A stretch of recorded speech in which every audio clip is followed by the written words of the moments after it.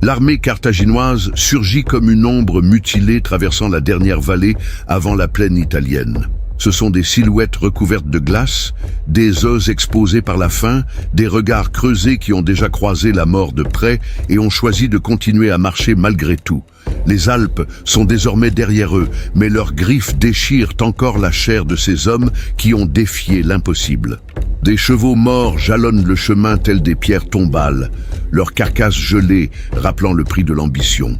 Les éléphants, ces montagnes vivantes ayant franchi le toit de l'Europe, avancent avec la faim dans les yeux, leurs trompes cherchant de la nourriture là où il n'y a que neige et roches. Les soldats peinent à soulever leurs lances, leurs boucliers semblent peser autant que le monde entier, et beaucoup marchent pieds nus, les pieds enveloppés dans des chiffons ensanglantés. Mais ils sont vivants.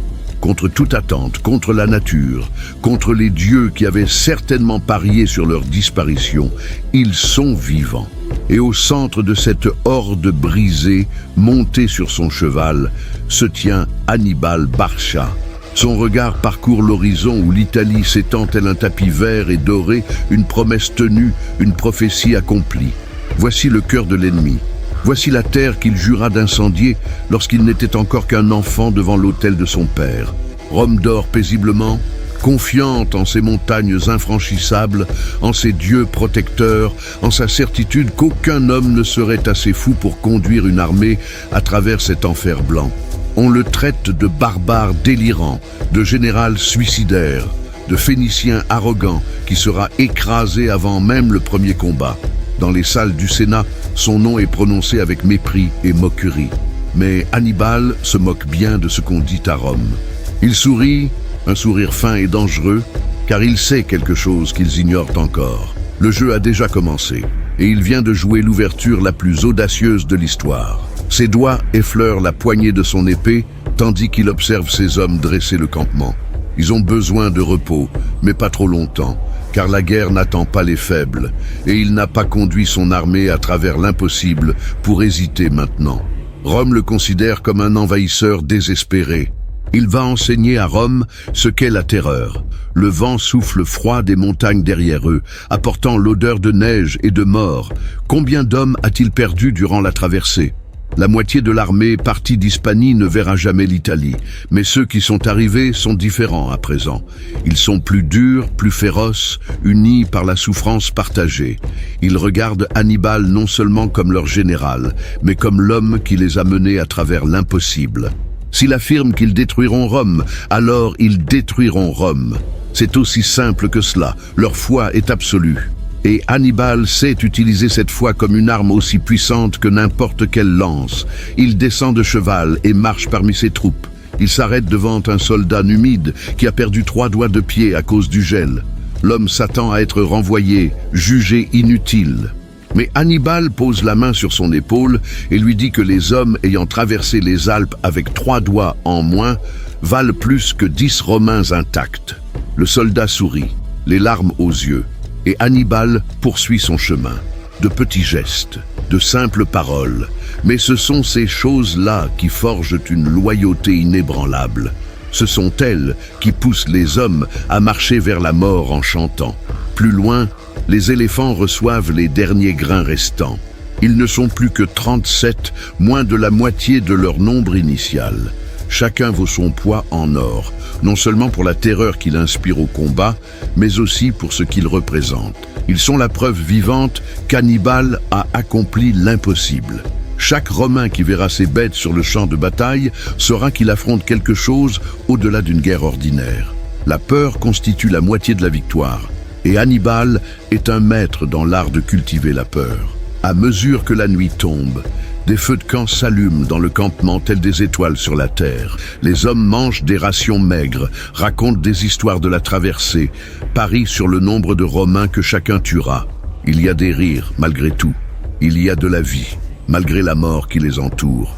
Et au centre de tout cela, sous une tente simple, ni plus grande ni plus luxueuse que celle de n'importe quel soldat ordinaire, Hannibal étudie des cartes à la lueur de bougies. L'Italie s'étend devant lui, sur du parchemin jauni. Chaque cité est marquée, chaque fleuve nommé, chaque montagne dessinée. Mais les cartes ne montrent pas tout. Elles ne révèlent ni la politique complexe des cités italiennes, ni les vieilles rivalités que Rome a réprimées sans jamais les effacer, ni les tribus qui détestent le joug romain mais craignent de se rebeller. Ce sont là ses véritables armes. Il n'est pas venu ici uniquement pour livrer bataille. Il est venu pour démanteler un empire de l'intérieur. Ses espions sont déjà à l'œuvre, s'infiltrant dans les cités, discutant avec des chefs tribaux mécontents, semant les graines de la révolte. La guerre d'Hannibal ne se jouera pas seulement à l'épée, mais aussi avec des mots, des promesses, des espoirs. Il offrira aux cités italiennes ce que Rome n'a jamais vraiment offert, la liberté. Est-ce un mensonge? Peut-être. Mais c'est un mensonge auquel elles veulent croire. Et cela suffit. Magon, son frère cadet, entre dans la tente avec du vin chaud et du pain. Ils mangent un moment en silence, deux frères ayant partagé toute une vie de guerre. Magon finit par poser la question que tous se posent. Quand attaqueront-ils?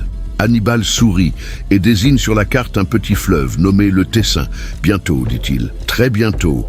Rome enverra ses légions pour nous intercepter, et lorsqu'elles arriveront, nous serons prêts. Non pas pour fuir, non pas pour nous cacher, mais pour enseigner à Rome sa première leçon. Magon regarde la carte, essayant de voir ce que voit son frère, mais il n'y parvient pas. Personne ne pense comme Hannibal. Personne ne voit la guerre comme lui. Pour les autres généraux, la guerre repose sur la force, les chiffres, la discipline. Pour Hannibal, la guerre est un échiquier tridimensionnel joué avec des vies humaines. Chaque mouvement est calculé, chaque piège préparé à l'avance. Il ne réagit pas aux événements, il les orchestre. Quand Magon sort, Hannibal éteint les bougies et se couche mais ne s'endort pas immédiatement. Il pense à son père, Hamilcar, qui l'avait conduit devant l'autel alors qu'il n'était encore qu'un enfant et lui avait fait jurer une haine éternelle envers Rome. Il repense à son enfance à Carthage, apprenant la guerre avant même d'apprendre à lire. Il repense à toutes ces années en Hispanie, conquérant des tribus, entraînant des armées, se préparant pour ce moment précis. Toute sa vie a été un chemin menant jusqu'ici, jusqu'à cette tente sur les collines d'Italie, jusqu'à ce moment à la veille de sa première bataille contre Rome sur le sol italien. Et lorsqu'il s'endort enfin, il rêve de flammes consumant la cité des 7 collines, rêve du Sénat en feu, rêve de l'aigle romaine tombant du ciel. Ce sont des rêves qui nourrissent son âme comme la nourriture nourrit le corps, car Hannibal Barca n'est pas seulement un homme faisant la guerre. C'est une force de la nature animée d'un but unique, et ce but brille plus intensément que n'importe quel feu mortel. Les plaines du nord de l'Italie s'étendent, vertes et paisibles, sous le soleil matinal. C'est une terre fertile et riche, bien différente des montagnes brutales qu'Hannibal vient de traverser. Ces hommes se remettent rapidement maintenant qu'ils disposent de nourriture suffisante et d'un climat moins hostile. Les Gaulois locaux commencent à apparaître, apportant des renseignements, offrant des vivres, certains même des guerriers pour rejoindre l'armée carthaginoise. Rome n'est pas aimée ici. Sa domination repose sur la force et la peur. Et maintenant qu'une armée étrangère a démontré qu'elle pouvait défier ce pouvoir, les vieilles rivalités refont surface. Hannibal reçoit chaque émissaire en personne, ce qui impressionne profondément ces hommes habitués à l'arrogance romaine. Il écoute leurs plaintes concernant les impôts, les soldats romains qui prennent ce qu'ils veulent, les fils contraints de servir dans les légions pour combattre des guerres qui ne sont pas les leurs. Et il leur offre exactement ce qu'ils veulent entendre. Vengeance, liberté, la chance de voir Rome humiliée. Ce sont des paroles calculées, chaque phrase conçue pour toucher d'anciennes blessures. Mais tandis qu'il cultive ses alliances, Hannibal planifie aussi. Ses espions reviennent avec des informations cruciales. Le consul Publius Cornelius Scipion déplace ses légions vers le nord. C'est un général compétent, vétéran de campagne en Hispanie, où il a déjà combattu les Carthaginois. Il connaît la réputation d'Hannibal, respecte ses capacités, mais marche néanmoins avec confiance. Comment en serait-il autrement? Il commande plus de 25 000 hommes, des troupes fraîches et bien équipées, combattant sur un terrain ami. Hannibal dispose peut-être de 20 000 hommes, épuisés par la traversée, opérant loin de chez eux. Les chiffres favorisent Rome, la logique favorise Rome, tout favorise Rome, sauf une chose, l'esprit qui commande l'armée carthaginoise. Hannibal réunit ses commandants sous sa tente. Maharbal commande la cavalerie numide, des cavaliers nés en selle, capables de galoper plus vite et plus loin que quiconque. Magon dirige l'infanterie lourde, des vétérans des guerres africaines connaissant 100 façons de tuer un homme. Maharbal contrôle les lanciers libyens, spécialistes du combat en formation. Et il y a d'autres chefs, des Ibères, des chefs gaulois ralliés à la cause, des mercenaires voyant en Hannibal une chance de richesse et de gloire. Ensemble, ils forment une force diverse, presque impossible à unifier. Mais Hannibal les a unis grâce à la traversée des Alpes, grâce à l'objectif commun de détruire Rome. Il déroule une carte sur la table. Elle est rudimentaire, dessinée d'après les rapports des espions, mais montre ce qui importe. Le Tessin, les routes que Scipion empruntera, le terrain alentour. Hannibal trace des lignes du doigt, sa voix calme, tandis qu'il explique ce qui va se produire. Ce n'est pas une prédiction, c'est une certitude. Il décrit comment Scipion approchera, comment le terrain sera utilisé contre lui, comment la bataille se déroulera. Ses commandants écoutent fascinés. Certains ont déjà vu Hannibal faire cela auparavant, transformant la géographie en allié, utilisant le terrain lui-même comme arme. D'autres voient pour la première fois la génie tactique qui en a fait une légende. Le Tessin n'est pas impressionnant. Il est peu profond, étroit, facilement franchissable par la plupart des armées, mais ses berges sont molles, surtout en cette saison après des semaines de pluie. L'herbe recouvre la boue, la rendant invisible jusqu'à ce qu'on y pose le pied. Et la configuration du terrain crée des angles morts naturels, des endroits où les troupes peuvent se cacher jusqu'au dernier moment. Pour une armée romaine marchant en formation serrée, confiante en sa supériorité, ce fleuve semble un obstacle trivial. Pour Hannibal, c'est un échiquier où chaque pièce est déjà positionnée dans son esprit. Il explique comment la cavalerie numide servira d'appât, provoquant les Romains à avancer. Comment les éléphants surgiront au moment précis du chaos maximal. Comment la cavalerie ibère coupera l'arrière-garde tandis que les lanciers libyens frapperont le flanc. Chaque mouvement synchronisé, chaque attaque coordonnée. Ce n'est pas seulement une bataille qu'il prépare, c'est une chirurgie. Maharbal, toujours le plus impulsif, demande pourquoi ne pas simplement attaquer de toute leur force, utiliser leurs effectifs et leur férocité pour écraser les Romains. Hannibal sourit et explique patiemment. Rome dispose de plus de soldats, d'un meilleur équipement, de lignes d'approvisionnement sûres. Dans une guerre d'usure, dans une série de batailles directes, il finirait par l'emporter. Mais si chaque bataille est un piège, si chaque victoire romaine coûte plus qu'ils ne peuvent payer, si le moral s'effondre et que les alliances se délitent, alors les chiffres deviennent sans importance. La guerre d'Hannibal ne vise pas à détruire les armées romaines, elle vise à briser la volonté de Rome de combattre. Magon soulève une inquiétude légitime. Et si Scipion ne suit pas le chemin prévu? Et si les Romains détectent le piège? Hannibal répond qu'alors ils s'adapteront, improviseront, trouveront une autre solution. Mais il a étudié Scipion, connaît son passé, comprend comment pensent les généraux romains. Ils sont formés aux tactiques traditionnelles, aux formations éprouvées depuis des siècles. Ils sont disciplinés, organisés, prévisibles. Et la prévisibilité est une vulnérabilité entre les mains de quelqu'un comme Hannibal. Les commandants quittent la tente avec leurs ordres, chacun sachant exactement quoi faire. Les préparatifs commencent immédiatement. La cavalerie numide s'entraîne aux manœuvres de feinte de retraite, une tactique exigeant une discipline parfaite pour ne pas se transformer en fuite réelle. Les éléphants sont placés à des endroits précis, cachés dans des bosquets, où ils ne seront pas vus avant le moment crucial. L'infanterie lourde se déploient sur des positions surélevées, dominant le champ de bataille. Tout est préparé avec la précision d'un horloger, assemblant un mécanisme délicat. Pendant que l'armée se prépare, Hannibal chevauche seul jusqu'au Tessin.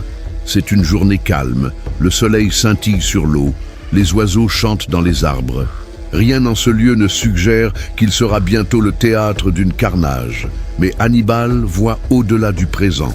Il visualise les Romains traversant le fleuve, leur formation se brisant sur le terrain perfide, le panique dans leurs yeux lorsqu'ils réaliseront qu'ils sont tombés dans un piège.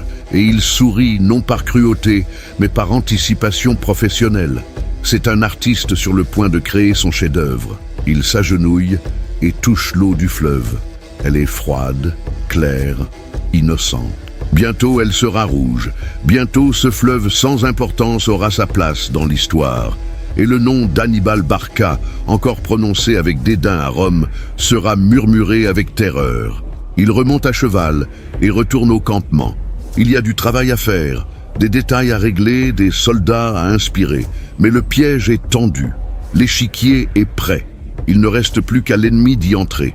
Et Scipion, confiant et déterminé, marche droit au cœur du génie d'Hannibal, ignorant que chaque pas le rapproche non de la victoire, mais de la première d'une longue série de leçons douloureuses que Rome apprendra au cours des années à venir.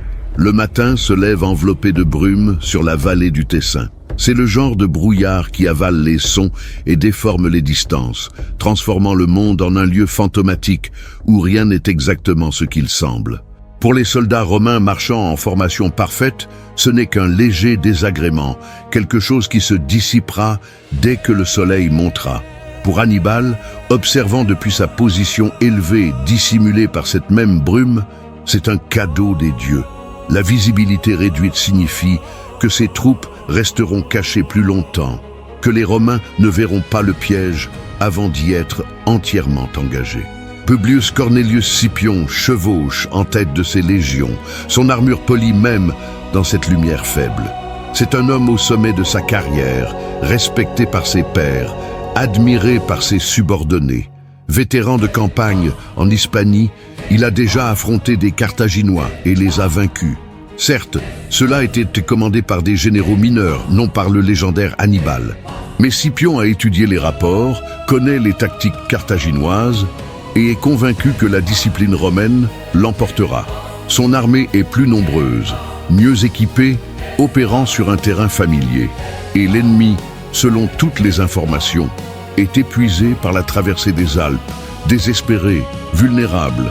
C'est la recette parfaite d'une victoire rapide qui rehaussera encore davantage la réputation de Scipion. Les espions romains ont rapporté que l'armée carthaginoise avait été aperçue près du Tessin. C'est une position étrange, exposée, sans avantage défensif évident. Scipion y voit un signe de désespoir ou d'incompétence. Il ne considère pas que cela puisse être intentionnel, que ce puisse être un appât. Pourquoi le ferait-il?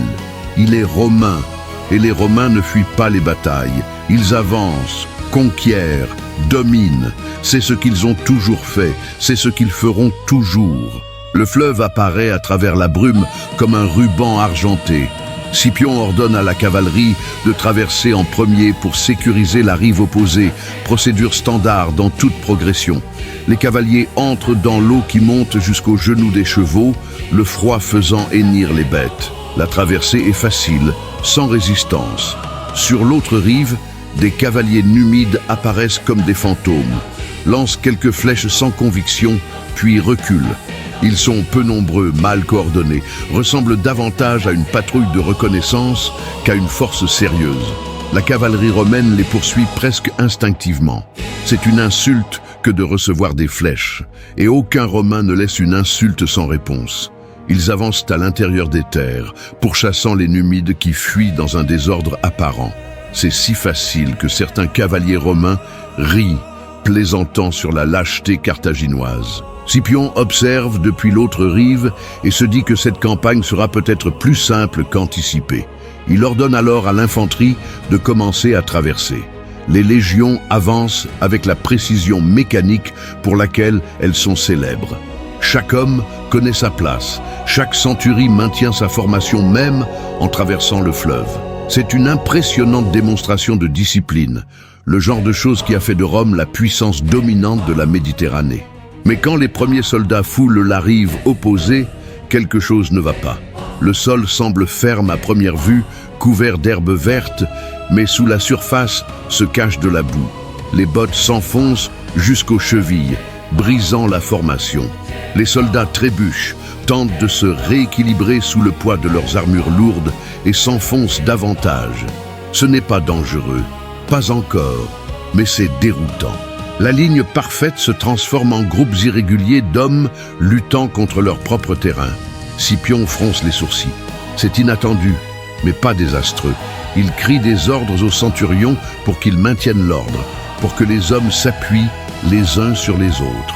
La discipline romaine est assez forte pour surmonter un terrain difficile.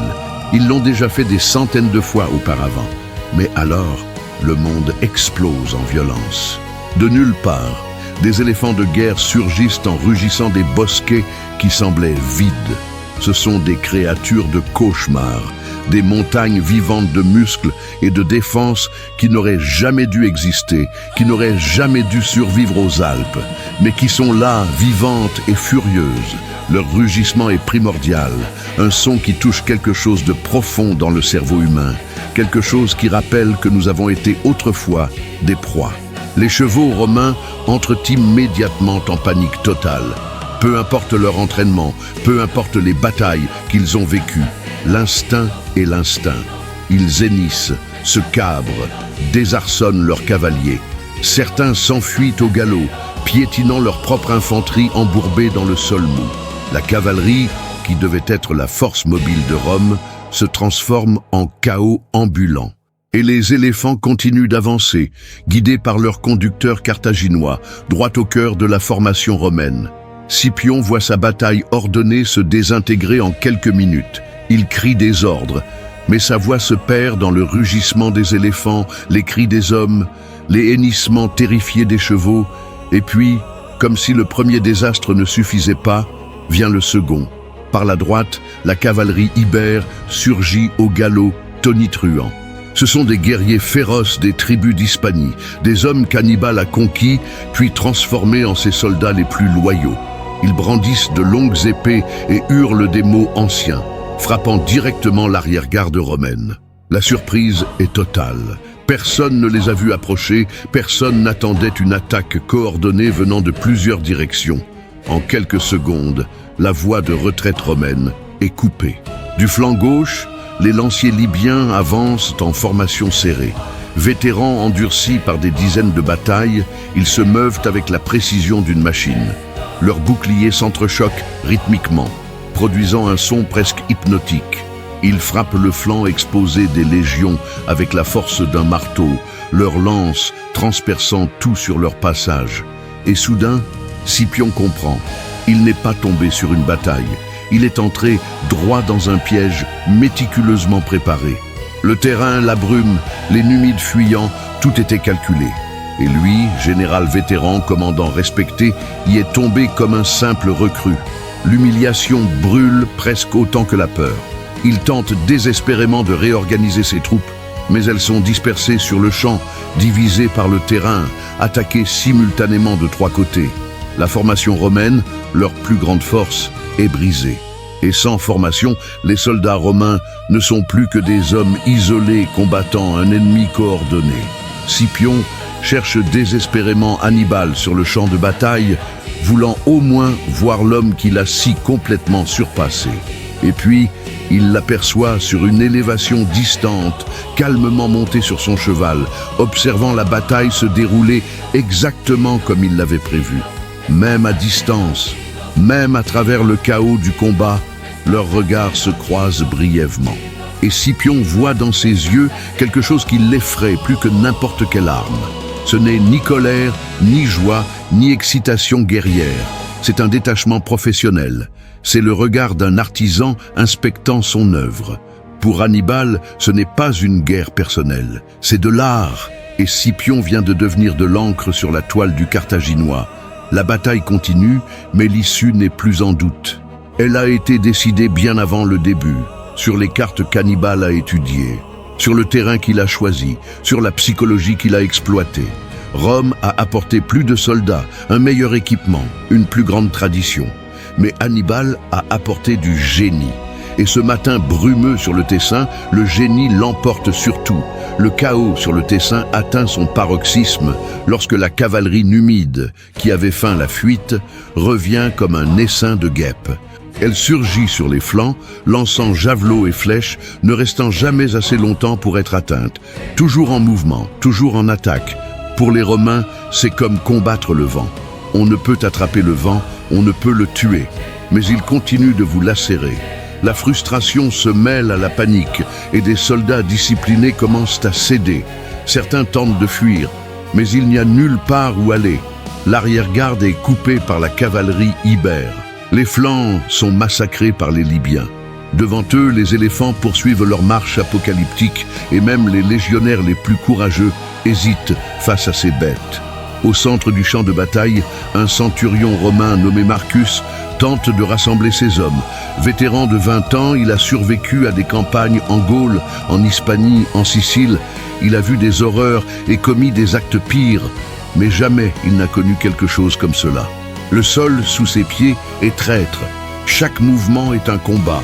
Autour de lui, des hommes qu'il connaît depuis des années meurent de façon qu'il n'aurait jamais imaginée. Un éléphant attrape l'un de ses soldats avec sa trompe et le jette comme une poupée. Des cavaliers numides encerclent un autre groupe et les criblent de flèches jusqu'à ce qu'ils ressemblent à des hérissons. Un lancier libyen transperce le bouclier de son meilleur ami, la lance traversant le corps et ressortant par le dos. Marcus crie des ordres, forme une petite testudo avec les hommes qui répondent encore. C'est la formation en tortue, où les boucliers se chevauchent pour créer une carapace protectrice.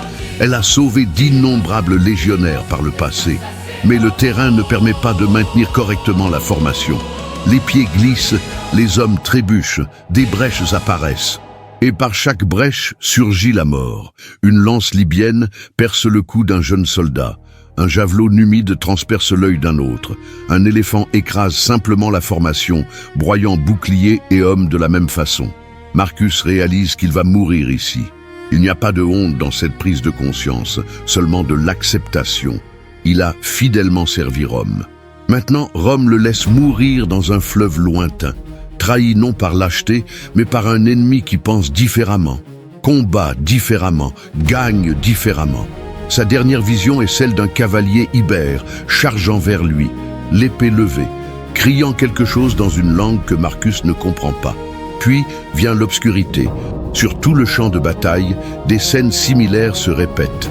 De petits groupes de Romains se battent désespérément, lentement massacrés. La discipline qui les a rendus grands échoue face à un ennemi qui ne suit pas les règles, qui utilise le terrain comme arme, qui attaque depuis des directions impossibles. Certains soldats romains parviennent à former des lignes défensives adéquates et repoussent les assauts pendant de précieux instants. Mais ce ne sont que des îlots de résistance dans un océan de défaites. Scipion, blessé au bras par une flèche perdue, comprend qu'il doit prendre une décision impossible. Il peut rester et mourir avec ses hommes, préservant son honneur mais gaspillant son expérience. Ou il peut battre en retraite, sauver ce qu'il peut des légions et vivre avec la honte mais aussi avec la connaissance qu'il pourra combattre un autre jour. Il choisit la survie, non par lâcheté, mais parce qu'il sait que Rome aura besoin de généraux comprenant contre quoi ils se battent. Il crie des ordres de retraite, rassemblant les groupes dispersés de survivants. Certains centurions refusent, préférant mourir au combat plutôt que fuir. Scipion les respecte, mais ne les attend pas. Il rassemble environ 5000 hommes, moins d'un quart de l'armée qu'il avait amenée ce matin, et entame une retraite ordonnée qui se désintègre rapidement en fuite. Hannibal, observant depuis sa position, voit la retraite romaine commencer. Maharbal galope jusqu'à lui, excité, criant qu'il faut poursuivre, transformer la défaite en massacre total, ne laisser aucun Romain en vie. Mais Hannibal lève la main, un simple geste signifiant « Arrête ». Maharbal proteste, ne comprenant pas pourquoi il gaspillerait cette opportunité parfaite. Hannibal explique patiemment, comme il l'a déjà fait maintes fois. Il ne veut pas un massacre, il veut des témoins. Il veut que des soldats romains retournent dans leur cité et racontent ce qu'ils ont vu, parlent des éléphants invincibles, du général qui voit l'avenir, de la défaite impossible sur le Tessin. Il veut que la peur se propage plus vite qu'une armée ne peut marcher. La peur est une arme, et des soldats terrifiés sont plus précieux que des soldats morts. De plus, ses propres hommes sont épuisés. La bataille n'a duré que 3 heures, mais ce furent 3 heures de violence concentrée. Poursuivre un ennemi en fuite à travers un territoire inconnu, c'est s'inviter à une embuscade. Et Hannibal n'est pas arrivé jusque-là en étant imprudent. Il a remporté cette bataille. Il n'a pas besoin de risquer cette victoire pour des gains marginaux. Il ordonne donc à ses troupes de cesser la poursuite et de commencer à ramasser le butin. Armure, armes, vivres, tout ce que les Romains ont abandonné. C'est une fortune en équipement. Et son armée, opérant loin de chez elle, a besoin de chaque pièce. Les blessés sont rassemblés, amis comme ennemis. Les Carthaginois soignent leurs propres blessés avec les compétences médicales limitées dont ils disposent. Les blessés romains sont traités avec efficacité fonctionnelle. Hannibal n'est pas cruel sans raison. Des prisonniers bien traités génèrent des récits d'honneur qu'on pourra utiliser plus tard. Tout est calculé, même la clémence. À mesure que le soleil commence à se coucher, le champ de bataille se transforme. Ce qui était chaos violent devient un silence morbide. Des hommes marchent parmi les morts, retournant les corps à la recherche de camarades tombés. Certains pleurent, d'autres regardent simplement avec des yeux vides. La mort au combat est toujours brutale, mais il y a quelque chose de particulièrement horrible dans une défaite aussi totale. Les morts n'ont pas eu la chance de se battre correctement. Ils ont été pris comme des bêtes dans un piège. Magon s'approche d'Hannibal avec les chiffres. Moins de 1000 Carthaginois tués ou gravement blessés. Plus de 5000 Romains tués, 3000 capturés, le reste s'est enfui en désordre. C'est une victoire écrasante selon toutes les mesures. Mais Hannibal se contente d'acquiescer, son visage ne trahissant aucune émotion. Il attendait exactement ces chiffres. Il les avait planifiés. La bataille s'est déroulée comme une équation mathématique dont il connaissait déjà la réponse avant même de commencer. Il descend enfin de cheval et marche jusqu'à la rive du fleuve. L'eau, claire ce matin, coule maintenant rouge, littéralement teinte du sang de centaines d'hommes. Des corps flottent, accrochés à des rochers et des racines. C'est une vision qui ferait vomir ou prier la plupart des hommes. Hannibal l'observe simplement, cataloguant mentalement chaque détail de la bataille, chaque chose qui a fonctionné, chaque petite imperfection à corriger. La guerre est son art, et il est perfectionniste. Alors que la nuit tombe, des feux s'allument sur le champ de bataille. L'armée carthaginoise installe son campement parmi les décombres de la victoire. Il y a des célébrations, mais maîtrisées. Hannibal ne permet ni ivresse, ni festivités excessives. La discipline ne cesse pas parce qu'ils ont remporté une bataille. En fait, la discipline est encore plus importante dans la victoire que dans la défaite. Les armées victorieuses qui deviennent complaisantes sont des armées qui meurent à la bataille suivante. Les prisonniers romains sont rassemblés et comptés. Certains sont blessés, d'autres en état de choc, tous vaincus. Hannibal les visite personnellement, marchant parmi eux avec Magon traduisant ses paroles. Il leur dit qu'ils ne sont pas des esclaves, qu'ils seront bien traités, que ceux qui le souhaitent peuvent rejoindre son armée. C'est de la propagande, certes, mais efficace.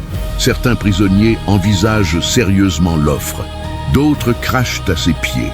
Hannibal ne s'offense pas de leur loyauté, il la respecte en vérité. La loyauté, c'est quelque chose qu'il comprend profondément. Plus tard, sous sa tente, Hannibal laisse enfin apparaître la fatigue sur son visage. Il retire son armure avec l'aide d'un serviteur, chaque pièce révélant des muscles endoloris et quelques contusions dont il n'avait même pas conscience. Il n'a pas combattu directement dans la bataille, mais commandé à cheval pendant des heures a aussi un prix physique. Il s'assoit avec du vin et du pain, une nourriture simple qui a meilleur goût après une victoire. Mais son esprit est déjà tourné vers le prochain mouvement. Cette bataille était importante, mais seulement la première d'une longue série. Rome ne renoncera pas après une seule défaite. Si quelque chose, cela les rendra furieux, les poussera à mobiliser encore plus de ressources contre lui. La vraie guerre ne fait que commencer, Il pense à Scipion, le général romain qui s'est échappé. Un homme plus faible serait mort au combat. Un homme plus orgueilleux aurait refusé de battre en retraite. Mais Scipion a choisi de survivre, de tirer des leçons. Cela le rend dangereux d'une autre manière. Hannibal sait qu'il affrontera à nouveau Scipion, peut-être plusieurs fois, et à chaque fois, le Romain aura appris un peu plus, aura ajusté ses tactiques, sera devenu plus difficile à tromper. C'est un défi intéressant. Mais pour l'instant, il y a du travail immédiat. Les tribus gauloises doivent être courtisées plus activement. Les cités italiennes doivent recevoir des messagers expliquant que Rome peut être vaincue. Les vivres doivent être organisés, les blessés soignés, les armes entretenues. Une armée ne fonctionne pas toute seule, et Hannibal est méticuleux dans tous les détails, de la stratégie à grande échelle jusqu'à la quantité de grains que chaque soldat reçoit. Quand il se couche enfin pour dormir, la dernière chose qu'il voit avant de fermer les yeux est la carte de l'Italie accrochée au mur de sa tente. Le Tessin est maintenant marqué. Une petite croix rouge indiquant la bataille. Mais ce n'est que le début du chemin. Il y a encore bien d'autres fleuves, bien d'autres batailles, bien d'autres noms qui seront écrits dans le sang avant que son voyage ne s'achève. Et quelque part au loin, au bout de ce chemin sanglant, se trouve Rome, la cité qu'il a juré de détruire. La cité qui ne comprend pas encore pleinement ce à quoi elle va faire face. Aujourd'hui n'était que le premier baiser d'une épée qui compte frapper profondément. La nouvelle de la défaite sur le Tessin se répand sur les routes d'Italie comme un feu dans l'herbe sèche. Des messagers épuisés galopent de ville en ville, portant des récits qui deviennent de plus en plus terrifiants à chaque répétition. L'armée romaine, fierté de la République, a été détruite en quelques heures. Le consul Scipion s'est à peine échappé vivant. Les éléphants carthaginois sont immortels, disent certains. Le général phénicien peut lire dans les pensées, murmurent d'autres. La vérité est assez impressionnante, mais la vérité ne suffit jamais quand la peur entre en jeu. Dans les villages gaulois du nord de l'Italie, la nouvelle est accueillie avec un mélange de choc et d'opportunité. Depuis des générations, ces tribus se sont inclinées devant Rome, payant des tribus qui appauvrissaient leurs terres, fournissant des soldats pour des guerres qui n'étaient pas les leurs, voyant leurs fils les plus forts partir avec les légions et ne jamais revenir. La domination romaine leur avait été présentée comme inévitable, comme le climat ou les saisons. On ne lutte pas contre l'inévitable, on y survit. Mais maintenant, un étranger a prouvé que Rome pouvait saigner. Et si elle pouvait saigner, elle pouvait mourir. Les anciens Gaulois se réunissent dans leurs maisons communautaires autour de feux qui brûlent depuis des siècles. Ce sont des hommes prudents, usés par des décennies de subjugation, enseignés par l'expérience que se rebeller contre Rome signifie la mort. Mais les jeunes guerriers ont le feu dans les yeux. Ils ont entendu les récits des temps anciens, quand leurs tribus étaient libres et fortes, quand elles combattaient côte à côte au lieu de servir comme vassales d'une puissance lointaine. La défaite romaine allume en eux un espoir dangereux qu'ils pourraient peut-être, juste peut-être, récupérer ce qu'ils ont perdu. Les premiers émissaires arrivent au campement d'Hannibal avec prudence, comme des bêtes sauvages s'approchant d'un appât inconnu. Ce sont des représentants de tribus mineures, celles ayant le moins à perdre, testant les eaux avant que les grands clans ne s'engagent. Ils apportent des offres modestes, sacs de grains, informations sur les mouvements romains, quelques dizaines de guerriers. Ce sont des gestes symboliques plus que substantiels, mais Hannibal les reçoit comme s'ils étaient des trésors. Il connaît la valeur du symbolisme. Chaque tribu qui le rejoint, aussi petite soit-elle, prouve aux autres tribus qu'il est sûr de défier Rome. Hannibal s'assoit personnellement avec ses émissaires, quelque chose qu'aucun commandant romain ne ferait jamais. Pour Rome, les Gaulois sont des barbares, à peine supérieurs aux animaux, utiles seulement comme chair à canon ou main-d'œuvre agricole. Hannibal les traite comme des égaux, écoute leurs plaintes, valide leur colère. Il parle par l'intermédiaire de traducteurs, mais ses paroles sont soigneusement choisies. Il ne promet pas que Carthage régnera à la place de Rome. Il promet liberté, autonomie, le droit pour chaque tribu de gouverner ses propres terres comme le faisaient leurs ancêtres. Ce sont des promesses qu'il pourra ou non tenir, mais qui sont exactement ce qu'ils veulent entendre.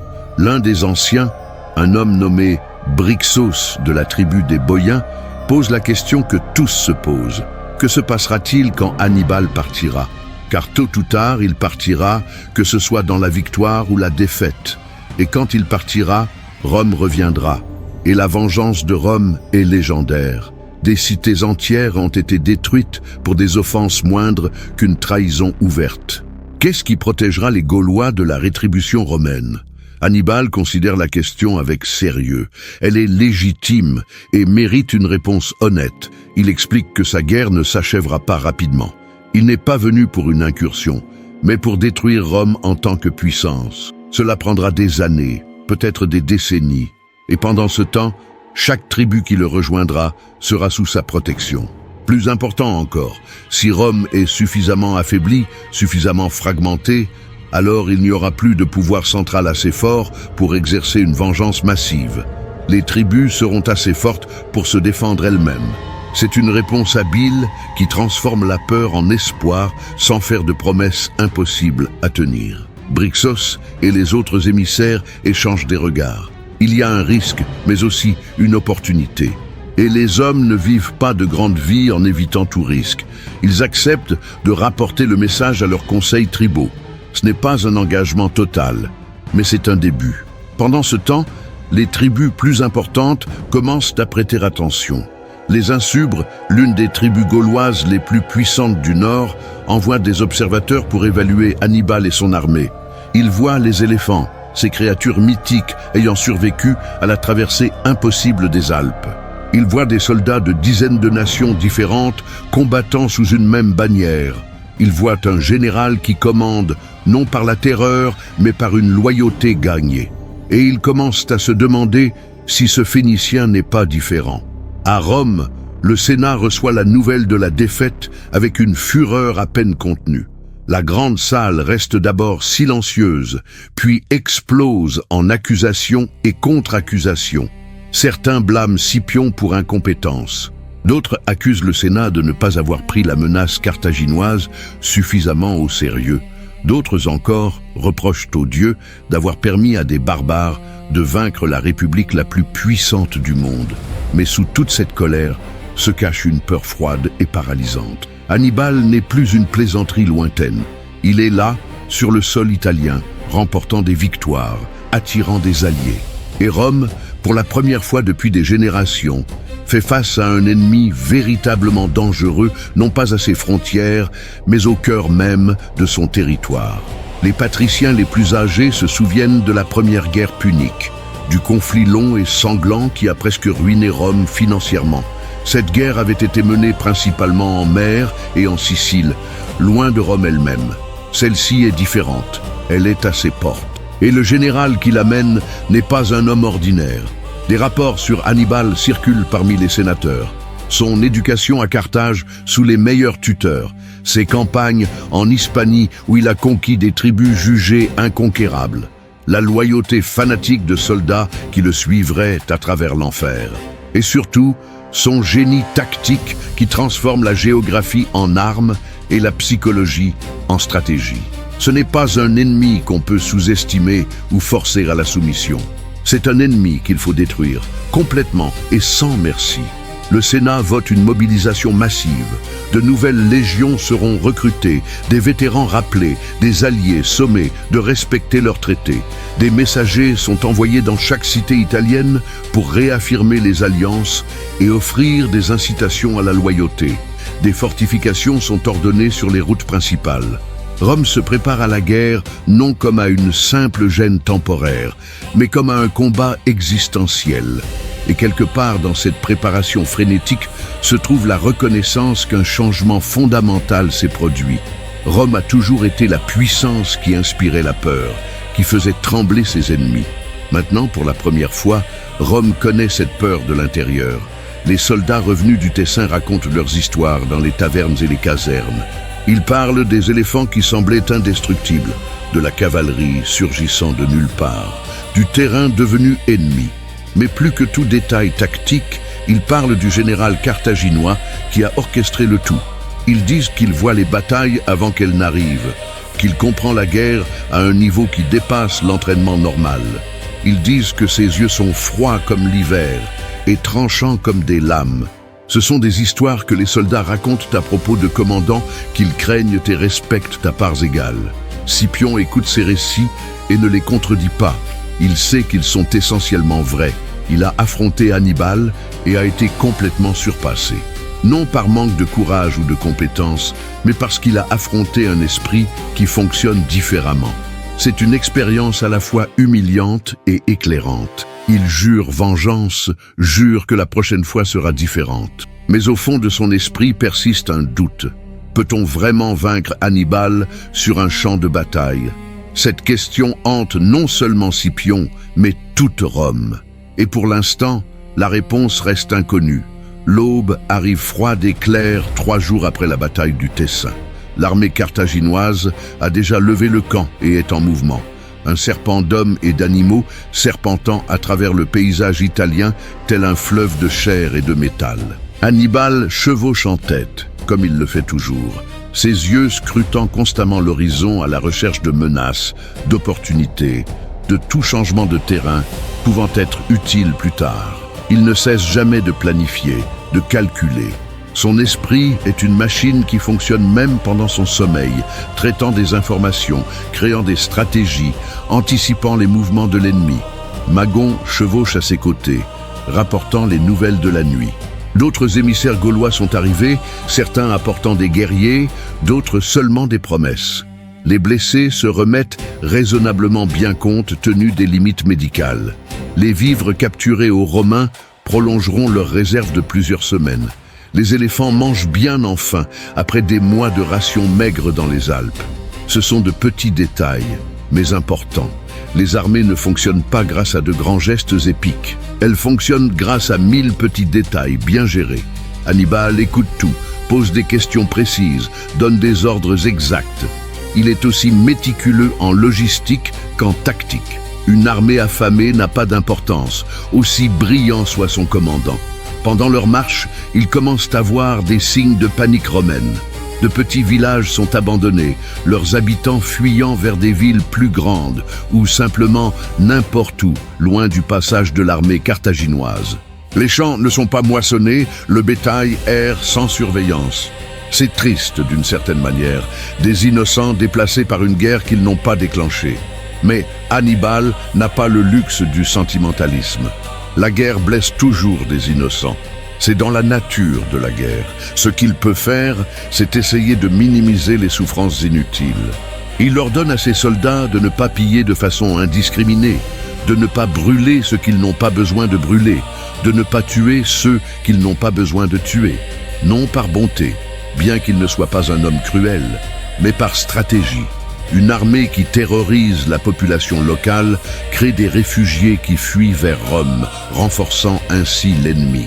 Une armée qui agit avec une discipline relative crée une population ambivalente qui pourra éventuellement être convertie en allié ou au moins rester neutre. Chaque village qu'ils trouvent intact est une opportunité de montrer que les Carthaginois ne sont pas les monstres décrits par la propagande romaine. Dans l'un de ces villages, un petit établissement comptant peut-être 20 familles, ils trouvent des anciens qui ont décidé de ne pas fuir, trop vieux pour courir, ou peut-être trop fiers. Ils attendent sur la place centrale, dignes dans leur pauvreté, prêts à tout destin. Hannibal s'arrête et descend de cheval, s'approchant seul. C'est un geste de respect qui les surprend. Par l'intermédiaire d'un traducteur, il leur parle. Il demande des conditions locales, des soldats romains qui seraient passés, de l'humeur des tribus gauloises voisines. Les anciens répondent prudemment au début, puis plus librement lorsqu'ils réalisent qu'ils ne seront pas exécutés. Quand la conversation se termine, Hannibal ordonne à son armée de payer tout ravitaillement qu'elle prendra au village. Ce n'est pas de la charité, c'est un investissement. De telles interactions se répandront. Les villages entendront dire que le général carthaginois paie pour sa nourriture au lieu de simplement la prendre comme le font les Romains. Les tribus apprendront qu'ils traitent les anciens avec respect au lieu de mépris. Ce sont de petites choses, mais cumulatives, construisant une réputation non pas de monstre, mais de libérateur potentiel. Au fil des jours, l'armée avance constamment vers le sud.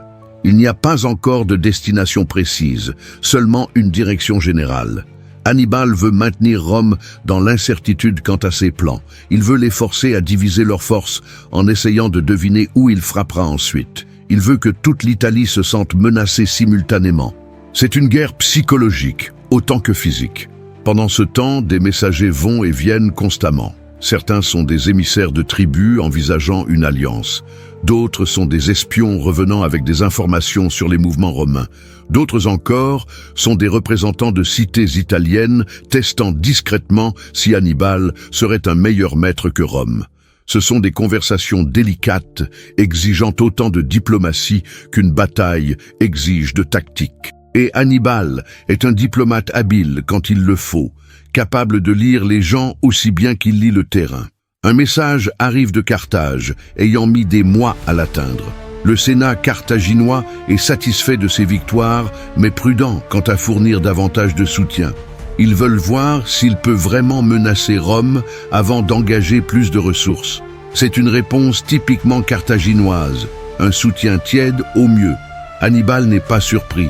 Carthage a toujours été une cité de marchands, non de guerriers. Ils comprennent le profit et la perte, non la gloire et la vengeance. Sa guerre contre Rome est autant personnelle que politique, née du serment qu'il a fait enfant et nourrie par des décennies de haine soigneusement cultivée. Carthage lui apportera du soutien s'il gagne, mais ne l'aidera pas à gagner. Il est essentiellement seul, mais il l'a toujours été, d'une certaine manière. Même entouré d'une armée, même soutenu par des alliés, au fond, c'est son esprit contre l'esprit collectif de Rome. Et il aime ses chances. Une nuit, campé dans une vallée protégée, Hannibal s'assoit avec ses commandants autour d'un feu. Ils boivent du vin et mangent de la viande rôtie, partageant la camaraderie facile d'hommes ayant affronté la mort ensemble. La conversation passe d'un sujet à l'autre, souvenirs de batailles passées, plaisanteries sur leurs camarades, spéculations sur ce que Rome fera ensuite. Maharbal pose finalement la question que tous se posent. Quel est le prochain pas ? Le Tessin a été une victoire impressionnante, mais une victoire ne gagne pas une guerre. Rome a plus de légions, plus de cités, plus de ressources. Elle peut perdre 10 batailles et continuer à se battre. Alors, quel est le plan ? Comment Hannibal compte-t-il vraiment vaincre Rome ? Hannibal regarde longuement le feu avant de répondre. Quand il parle, sa voix est calme, mais porte le poids d'une conviction absolue. Il explique que Rome ne sera pas vaincue en une seule bataille, aussi écrasante soit-elle. Rome sera vaincue quand ses alliances s'effondreront, quand ses cités se révolteront, quand ses soldats perdront la volonté de combattre. La stratégie n'est pas de conquérir du territoire, mais de détruire la structure qui rend Rome forte. Chaque cité italienne qui le rejoint est un coup plus significatif que n'importe quelle victoire militaire. Chaque tribu qui se rebelle oblige Rome à diviser son attention et ses ressources. Finalement, sous une pression suffisante, le système se fissurera. Et quand il se fissurera, il sera là pour enfoncer la lame dans la faille. C'est un plan qui exige de la patience, qui peut prendre des années, voire des décennies. Mais Hannibal a de la patience. Toute sa vie a été une préparation pour ce moment. Et il est prêt à consacrer tout le reste de son existence à voir Rome tomber. Les commandants écoutent, certains comprennent pleinement, d'autres seulement partiellement. Mais tous lui font confiance. Il les a menés à travers les Alpes quand on disait que c'était impossible. Il a détruit une armée romaine quand on disait que c'était du suicide. S'il dit qu'il peut détruire Rome, alors il le peut probablement. Alors que le feu se meurt en braise et que les hommes vont se coucher un par un, Hannibal reste éveillé, contemplant les étoiles. Ce sont les mêmes étoiles qui brillaient sur Carthage quand il était enfant, les mêmes étoiles qui ont vu son père lui faire jurer haine contre Rome. Et maintenant, des décennies plus tard, il est ici, au cœur du territoire ennemi, accomplissant ce serment. Le chemin a été long, et celui qui reste l'est encore plus. Mais chaque pas le rapproche de son but. Chaque victoire affaiblit Rome un peu plus. Chaque allié qu'il gagne est une plaie dans le corps de l'ennemi. Le Tessin n'était que la première entaille. Mais Hannibal est un chirurgien patient. Et avant qu'il n'ait fini, Rome saignera de 1000 blessures, jusqu'à ce qu'il ne reste plus rien qu'un cadavre de ce qui fut jadis l'empire le plus puissant du monde. À Rome, Le Sénat transforme ses séances quotidiennes en conseil de guerre permanent. La salle qui résonnait habituellement de débats sur les impôts et l'administration retentit désormais d'arguments sur la stratégie militaire et la mobilisation. Les sénateurs les plus âgés, vétérans de campagnes passées, tentent d'apporter la sagesse accumulée au fil des décennies. Les plus jeunes, brûlant de honte nationale, exigent une action immédiate et écrasante. Entre ces extrêmes, des décisions sont prises qui façonneront l'avenir de la République. Publius Cornelius Scipion se présente pour faire un rapport complet sur sa défaite. C'est une expérience humiliante pour un homme de son rang et de sa fierté. Il se tient devant les pères de la patrie, des hommes qu'il connaît depuis toujours, et admet avoir été complètement surpassé par le général carthaginois. Il décrit la bataille en termes techniques, expliquant comment le terrain a été utilisé contre lui, comment les attaques coordonnées ont désorganisé sa formation, comment chaque décision qu'il a prise a joué exactement dans les mains d'Hannibal. Il ne cherche pas à cacher sa défaite ni à blâmer autrui. Il assume la responsabilité avec une dignité que même ses critiques les plus dures doivent respecter. Mais il met aussi en garde le Sénat contre le fait de sous-estimer l'ennemi. Hannibal n'est pas un général ordinaire, ni même un commandant exceptionnel. C'est quelque chose de rare et de dangereux, un esprit qui voit la guerre comme un art et le champ de bataille comme une toile. Il ne suit pas les règles conventionnelles parce qu'il comprend la guerre à un niveau plus profond que les tactiques apprises ou les formations traditionnelles. Le vaincre exigera plus que des chiffres ou de l'équipement.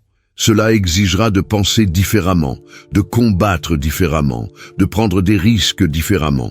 Certains sénateurs écoutent et comprennent, d'autres n'entendent que des excuses. Caton l'Ancien, sénateur conservateur connu pour ses vues rigides, se lève et déclare que Rome n'a pas besoin de nouvelles façons de combattre. Rome a conquis le monde méditerranéen avec ses légions traditionnelles et ses tactiques éprouvées.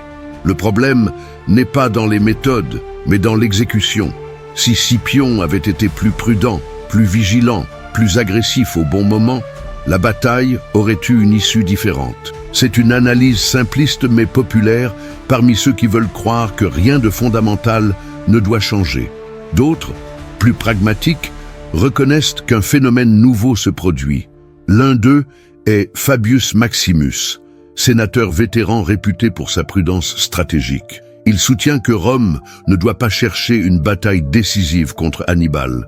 Pas encore. Au lieu de cela, elle devrait exploiter ses avantages. Un territoire ami, des lignes d'approvisionnement courtes, la capacité de recruter continuellement de nouvelles légions. Elle devrait harceler l'armée carthaginoise sans l'engager directement, couper ses approvisionnements, l'empêcher de former des alliances solides, l'user par l'usure. C'est une stratégie qui n'offre pas de gloire rapide, mais qui peut fonctionner à long terme. La proposition de Fabius est accueillie de façon mitigée. Les plus jeunes y voient de la lâcheté déguisée en prudence. Rome n'est pas devenue grande en évitant les batailles, mais en les gagnant. Les plus âgés y voient du mérite dans la prudence, mais s'inquiètent que cette stratégie passive permette à Hannibal de consolider sa position et d'attirer davantage d'alliés. C'est un dilemme authentique sans réponse claire. Finalement, un compromis est trouvé. De nouvelles légions seront recrutées immédiatement, avec pour objectif de mettre 50 000 soldats sur le terrain dans les mois à venir. Scipion obtiendra une seconde chance, mais sous la supervision d'un autre consul qui partagera le commandement. Les alliances avec les cités italiennes seront renforcées par des concessions et des incitations. Et des émissaires seront envoyés auprès des tribus gauloises, leur offrant des conditions plus favorables s'ils restent loyaux. C'est un plan global qui tente de traiter plusieurs aspects de la menace. Mais sous toute cette stratégie se cache la reconnaissance inconfortable que Rome réagit au lieu d'agir. Hannibal dicte le rythme et la direction de la guerre. Et cela, pour une république habituée à dominer, est une position profondément désagréable. Pendant que le Sénat débat, les soldats ordinaires font face à la réalité plus immédiate. Dans les casernes romaines, les hommes revenus du Tessin sont à la fois vénérés et redoutés. Ils ont survécu à ce que beaucoup d'autres n'ont pas survécu, mais portent le traumatisme d'une défaite si totale. Certains parlent ouvertement de la bataille, racontant des détails vivants d'éléphants semblant immortels et de cavalerie apparaissant comme des fantômes. D'autres refusent d'en discuter, fixant le vide quand on les interroge, perdus dans des souvenirs qu'ils préféreraient oublier. Un jeune soldat nommé Caius, âgé de 18 ans seulement, a survécu au Tessin en se cachant sous les corps de ses camarades morts. Il est resté là pendant des heures, respirant un air empli de sang et d'excréments, sentant le poids des morts l'écraser, entendant des cris qui se sont progressivement tus en gémissements puis en silence. Quand il a finalement rampé dehors après la tombée de la nuit, il était couvert du sang d'autres hommes et changé d'une manière qu'il ne pourra jamais pleinement exprimer. Maintenant, de retour à Rome, il s'assoit dans les tavernes et boit jusqu'à oublier, au moins temporairement. Ses amis lui demandent des détails sur la bataille et il invente des histoires de bravoure et de quasi-victoire. Il ne peut pas dire la vérité, qu'il a passé la bataille la plus importante de sa courte vie à feindre la mort, tandis que d'autres mouraient autour de lui. La honte le brûle comme une fièvre, mais la survie n'est pas une honte, disent les vétérans les plus âgés. Il a vécu pour se battre un autre jour, et c'est tout ce qui compte. Mais Caius n'arrive pas à y croire. Un autre vétéran, un centurion nommé Lucius, tente d'organiser les survivants en une unité cohérente à nouveau. Il a déjà vu des hommes brisés par la défaite et sait qu'ils doivent être reconstruits rapidement, ou resteront brisés pour toujours. Il les entraîne durement, plus durement que nécessaire, forçant leur corps et leurs esprits à se concentrer sur le présent plutôt que sur le passé. Pendant l'entraînement, il n'y a pas de temps pour penser au Tessin, aux camarades perdus, à la terreur de faire face à Hannibal à nouveau. Il n'y a que l'exercice suivant, la formation suivante, la marche suivante. C'est une thérapie brutale, mais efficace pour certains.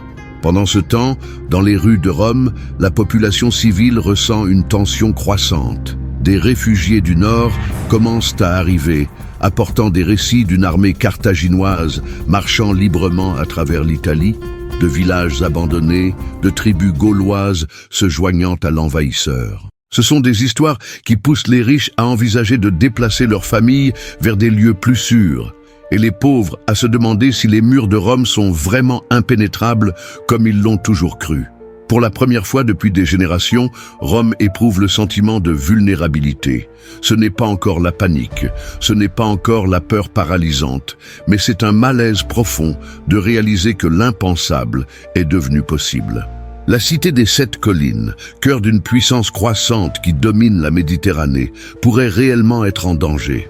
Et cette perception change quelque chose de fondamental dans la psychologie collective.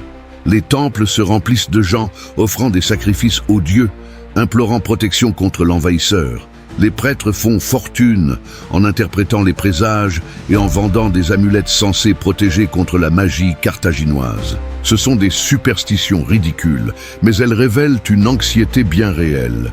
Rome a peur d'une manière qu'elle n'avait pas connue depuis des décennies. Scipion marche dans les rues tard dans la nuit, incapable de dormir, observant sa ville sous une lumière nouvelle. Il voit des fortifications qui semblaient éternelles, mais qui paraissent maintenant insuffisantes. Il voit des soldats qui semblaient invincibles, mais qui ne sont maintenant que des hommes. Il voit un empire qui semblait destiné à dominer le monde, mais qui paraît maintenant fragile, soutenu davantage par sa réputation que par la réalité. La défaite sur le Tessin lui a ouvert les yeux d'une manière que les victoires n'avaient jamais fait. Il comprend maintenant que Rome a gagné tant de guerres, non pas parce qu'elle était invincible, mais parce qu'elle affrontait des ennemis plus faibles, des tribus divisées, des cités isolées, des généraux compétents mais pas brillants.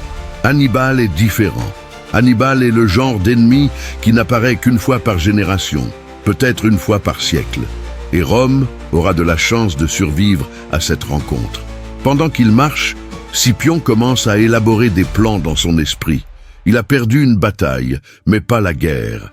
Il a appris de ses erreurs, a vu comment Hannibal pense, a commencé à comprendre les schémas de son génie. La prochaine fois sera différente.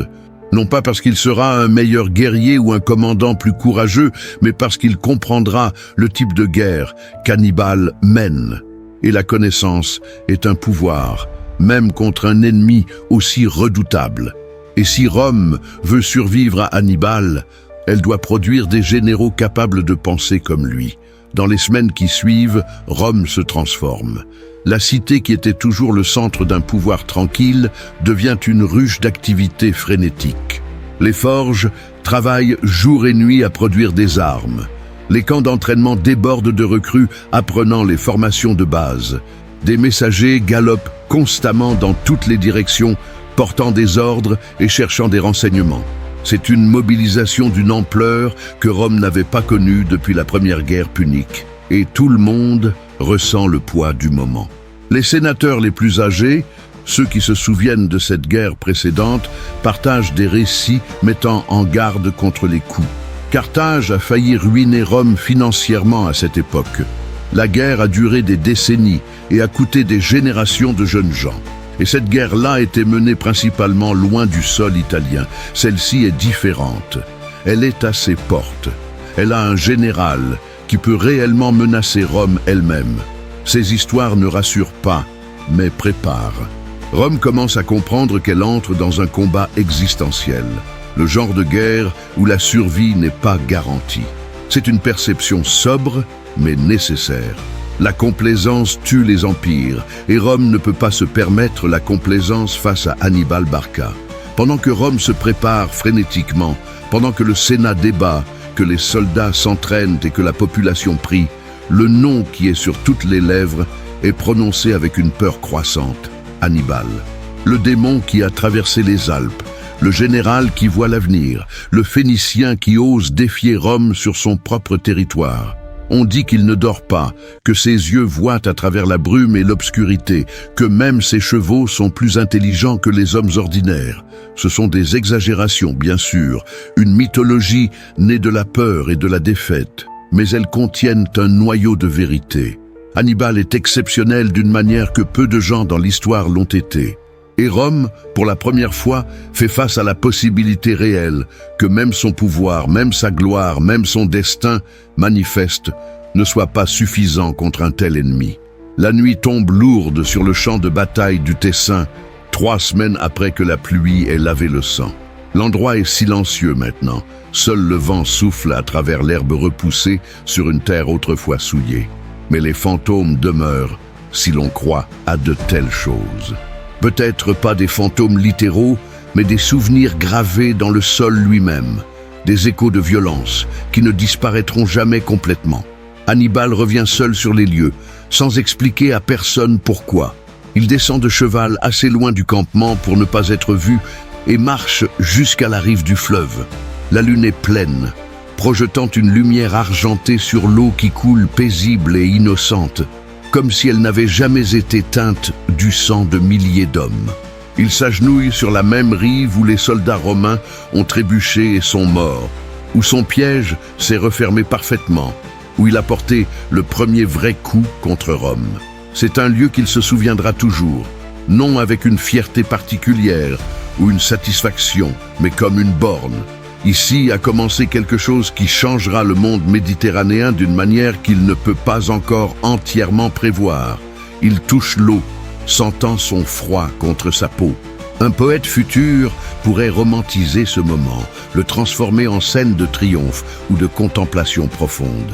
Mais la vérité est plus simple et plus complexe. Hannibal est fatigué, pas physiquement, bien que mener une armée à travers les Alpes et en territoire ennemi est un prix, mais fatigué d'une manière plus profonde, cette lassitude qui vient de porter le poids d'une promesse faite des décennies plus tôt, d'avoir consacré toute sa vie à un but unique qui consume tout. Il pense à son père, Hamilcar Barca, le lion de Carthage, qui combattit Rome en Sicile et perdit non pas parce qu'il était faible, mais parce que Carthage l'abandonna. Il pense au serment qu'il fit à 9 ans. Encore enfant mais déjà conscient du poids de ce qu'il promettait. Haïr Rome, ne jamais être l'ami de Rome, consacrer sa vie à détruire Rome. Ce sont des paroles lourdes pour un enfant à porter, et il les a portées pendant 30 ans maintenant, les laissant modeler chaque décision, chaque pensée, chaque instant de son existence. Est-ce que ça en valait la peine? C'est une question qu'il ne se permet pas de poser trop souvent, car la réponse n'a pas d'importance. Il a fait un serment devant les dieux et l'esprit de son père. Il n'y a pas de retour en arrière, pas d'abandon. Il n'y a que continuer jusqu'à ce que Rome tombe ou qu'il meure en essayant. Tout le reste est sans importance. Mais ici, seul dans l'obscurité, loin des soldats qui le voient comme un demi-dieu, loin des alliés qui le voient comme un libérateur, loin des ennemis qui le voient comme un démon, il peut être simplement un homme pendant de brefs instants. Et cet homme est fatigué de porter la haine comme d'autres portent la foi. Le fleuve continue de couler, indifférent à ses réflexions, comme il continuera de couler bien après qu'il, Rome, et même le souvenir de cette bataille, auront disparu dans la brume de l'histoire. Il y a quelque chose de réconfortant dans cette perspective. Ces actes ont un poids immense maintenant, affectant le destin des nations et la vie de centaines de milliers de personnes. Mais dans la grande étendue du temps, ce ne sont que quelques gouttes de plus dans le fleuve infini de l'histoire humaine. Les générations futures étudieront ces tactiques, débattront de ses décisions, tenteront de comprendre ce qui l'a poussé.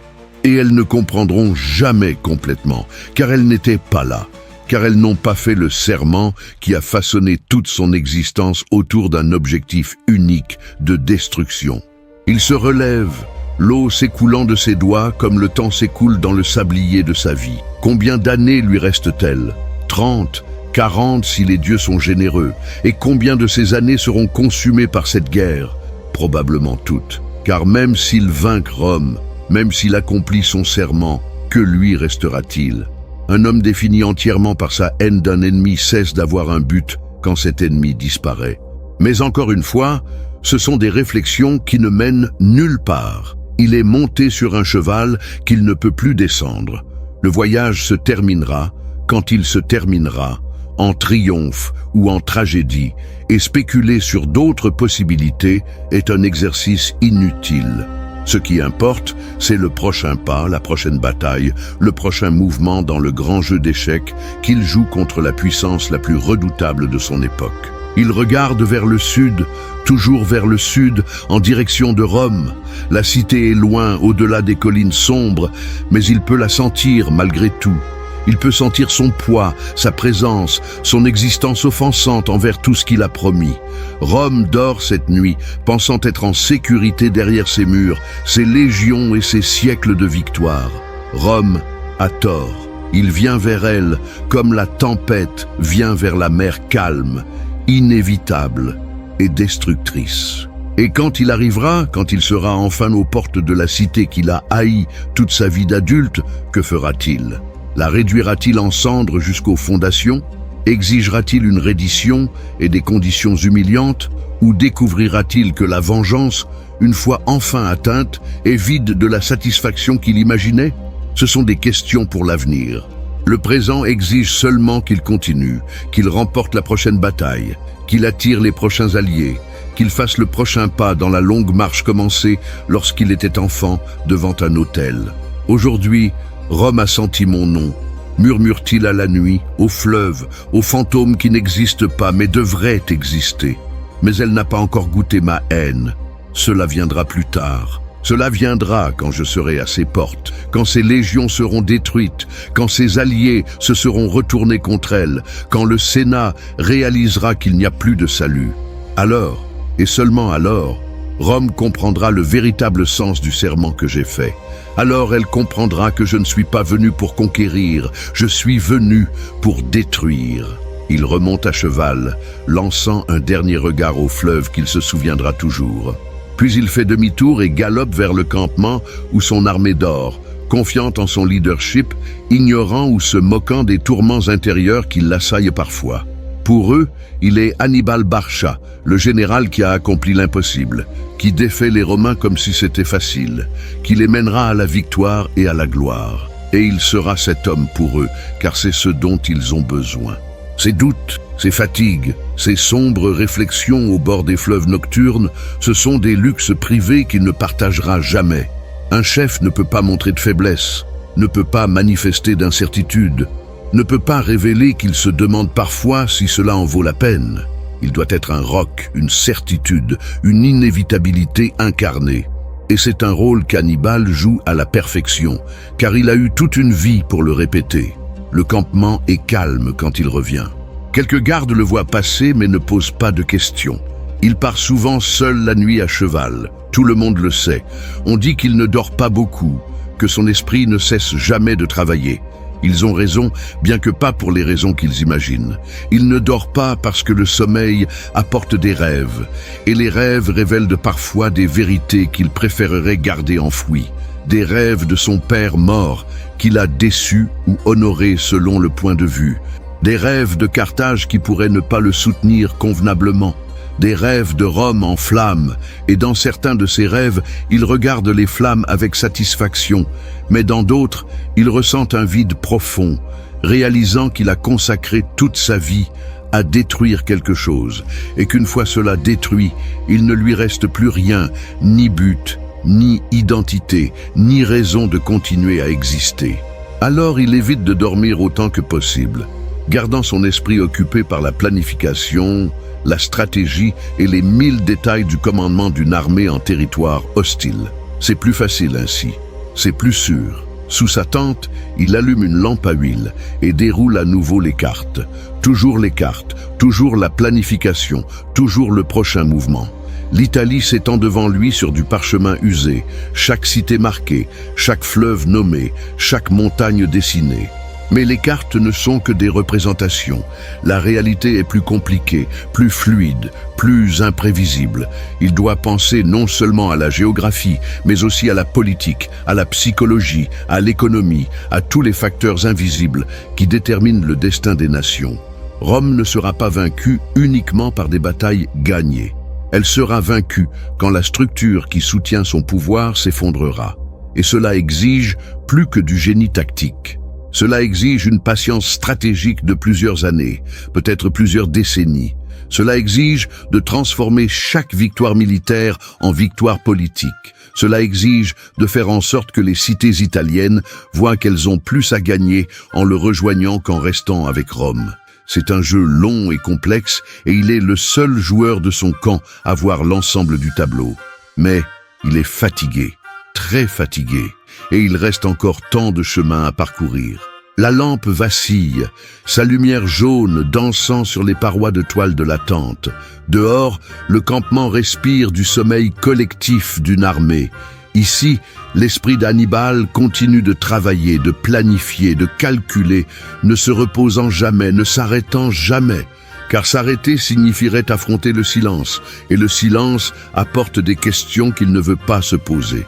Alors, il travaille toute la nuit comme il l'a fait pendant 1000 nuits auparavant, car le travail est un but, et le but est la seule chose qui le sépare de l'abîme, de réaliser qu'il a construit toute sa vie autour de la haine d'un lieu qu'il ne pourra peut-être jamais vraiment détruire. Et quand l'aube finira par arriver, il sortira de sa tente comme il le fait toujours, les yeux clairs, la voix ferme, la posture confiante d'un homme sans doute. Et ses soldats le suivront comme ils le suivent toujours, car il est Hannibal Barca, le démon qui a traversé les Alpes, le général invincible, le libérateur ou le destructeur, selon le camp où l'on se trouve. Et le Tessin, maintenant derrière eux, restera dans l'histoire comme le premier acte d'une tragédie épique qui ne fait que commencer.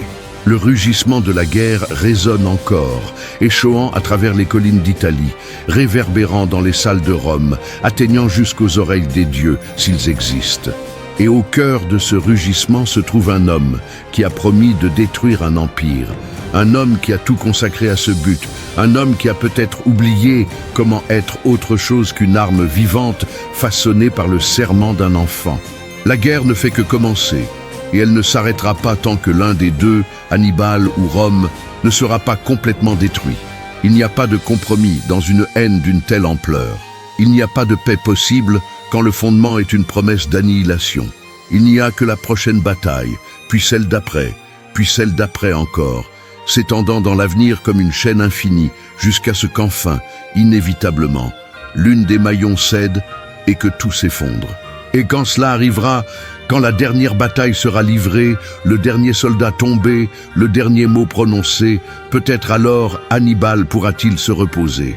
Ou peut-être découvrira-t-il que les hommes faits de haine et de but ne se reposent jamais vraiment, même dans la mort. Mais c'est une préoccupation pour un autre jour. Aujourd'hui, il n'y a que le travail, la marche, la guerre.